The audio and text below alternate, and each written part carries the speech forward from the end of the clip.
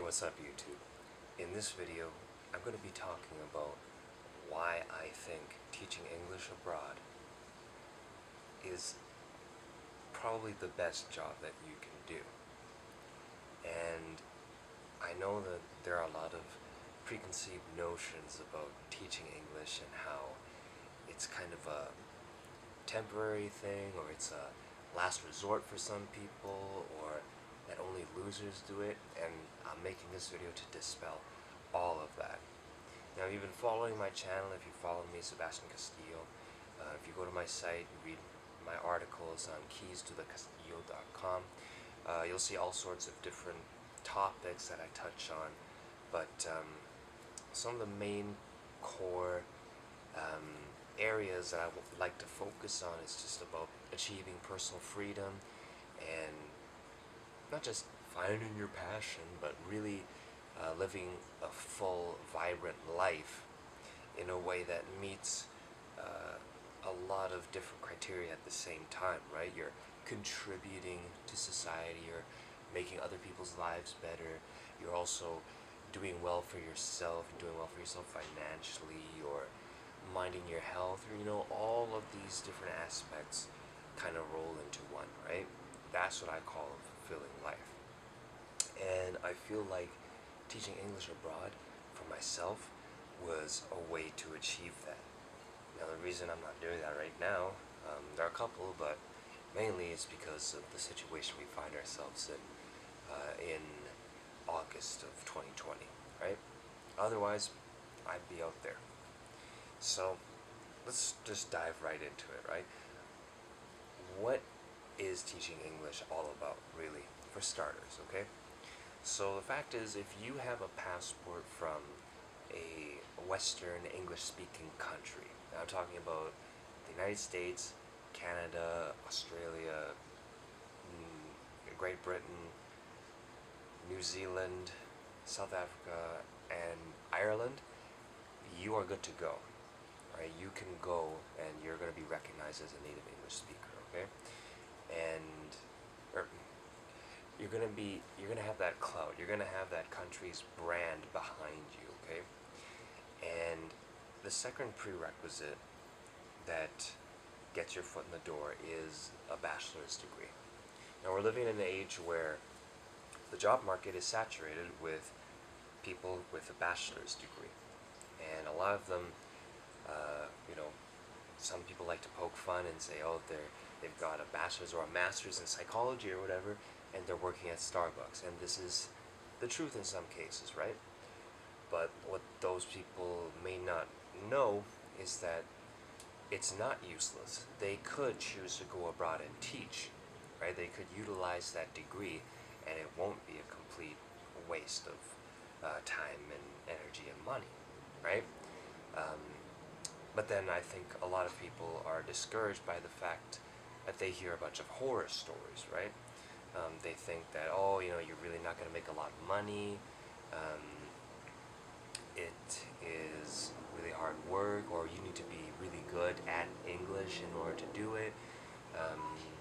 Most of the jobs involve teaching children, which they do. Okay. What else? Or people just don't want to go abroad, which is understandable.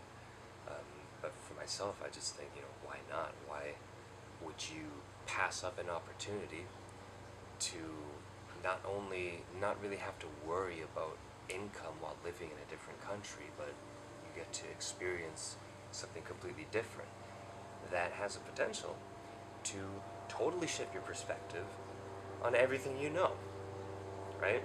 But again, I'm talking to an audience of people that are a little more open-minded, right? If you're watching me, it's because you kind of agree with that. And there's a plane flying overhead, folks, so we're just going to have to deal with that for now. I'll just cut the video and shoot it down and then get back to it.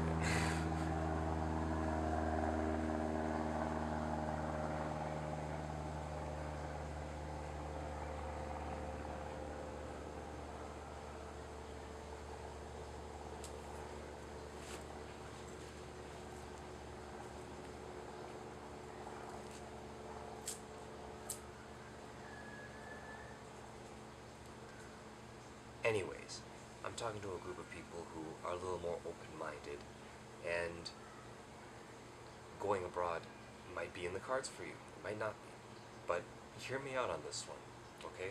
I'm going to go through all of those misconceptions I just noted and completely smash them to bits, okay?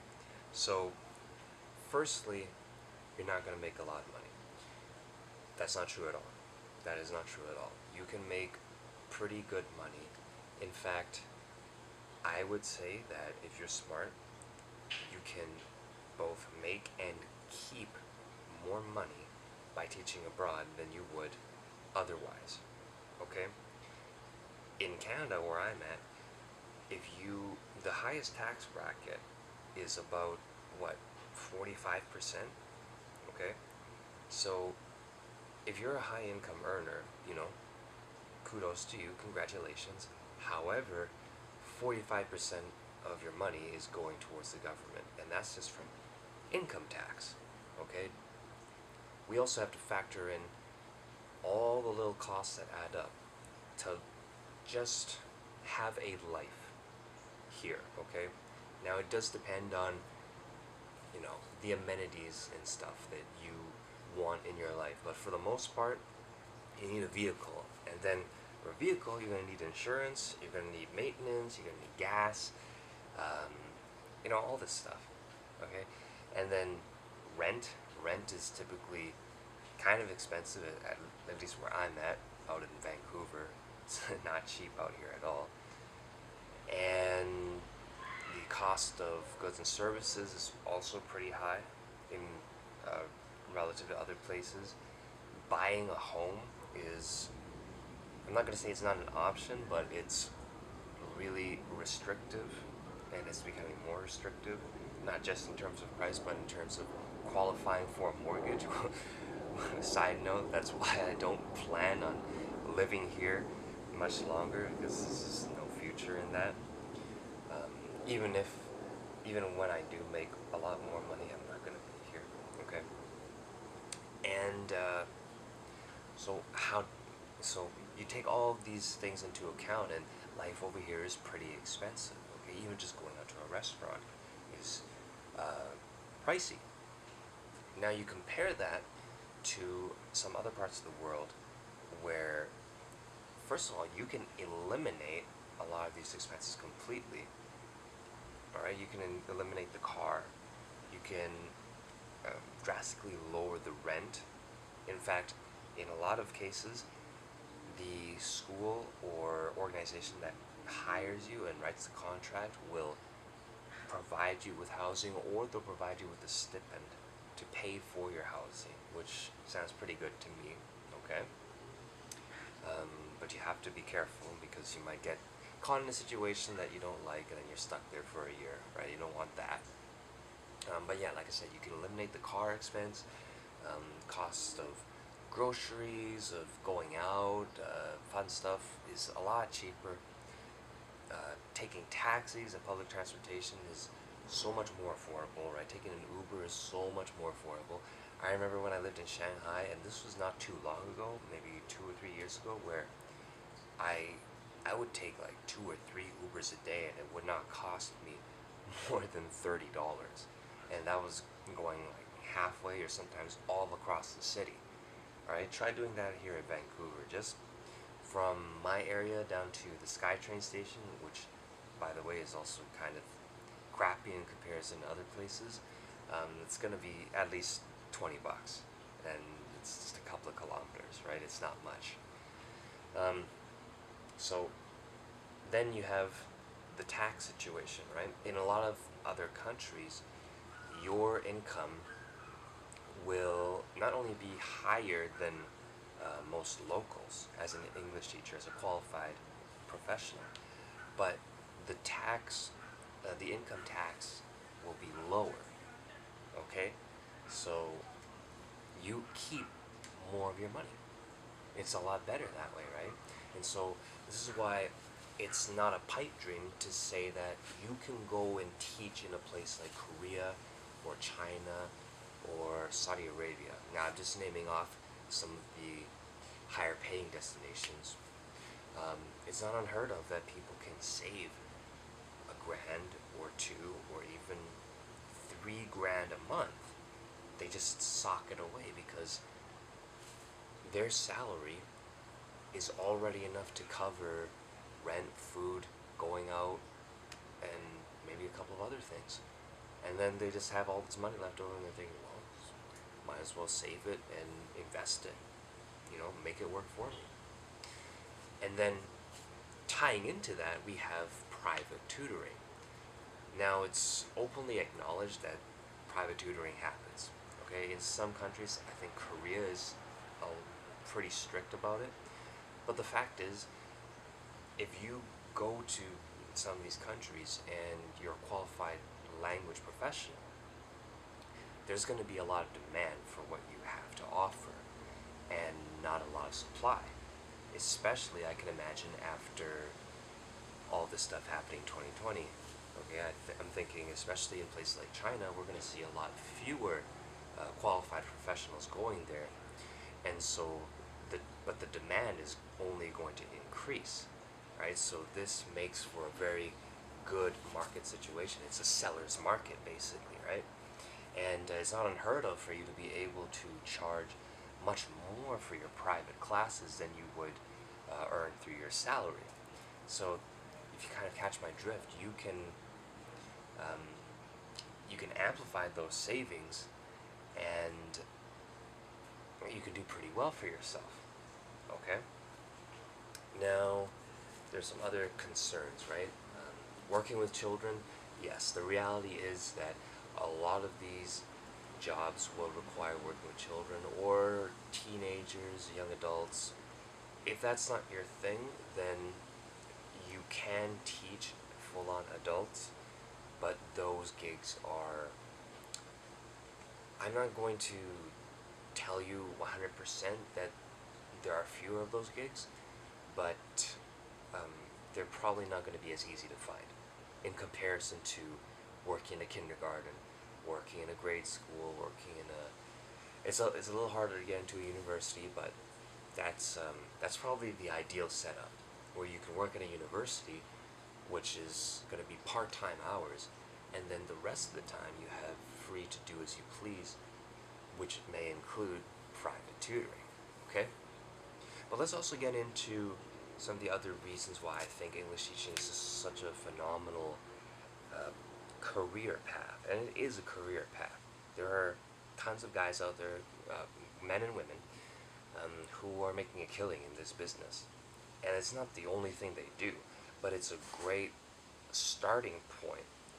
And like I said earlier, if you have a bachelor's degree, if you're from an English speaking country, you already have most of the pieces of the puzzle, right? The rest is kind of just soft skills, right? If you're comfortable doing public speaking, getting up in front of, a group of students, if you can manage a classroom, and that can be kind of tough, right? Because it's not going to be a cakewalk. There are going to be some tough kids here and there, but you have to learn to put your foot down, right, and be the boss. Um, you have to look presentable. You can't just be a slob.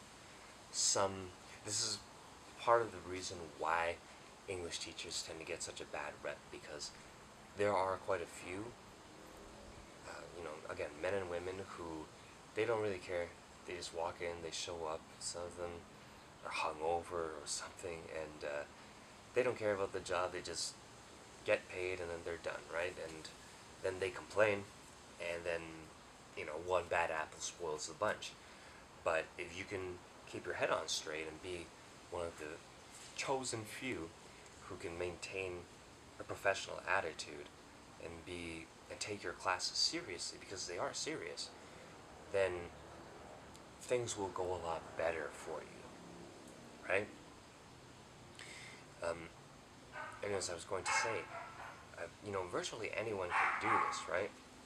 And it's it's gratifying as well, because you're making such a tangible impact on the lives of other people, on the lives of young people, right? Over here in Canada, a lot of people working in an office or something, or A lot of their work is very impersonal. Even though they may um, interact with others, it's not at the same level. When you're in a foreign country, and I'm going by a lot of my experience in China, okay, you're very highly respected, right? Because, first of all, there aren't a lot of people like yourself who have the courage to go to such a distant place and bring your skills with you, right? And teaching English, English is the lingua franca. It's the language of business. It's the language of a lot of entertainment. If you don't know English, you're going to be at a massive disadvantage by default, right? It's kind of assumed by default that people will speak English, right? Because that's a very, um, it's a kind of an expected mode of communication amongst, say a guy from Turkey and a lady from Malaysia or something. You know what I mean? Right? Oh, do you speak English? Yeah, okay, great. We'll just speak English. It's not going to be perfect, but they're going to get by in it, right?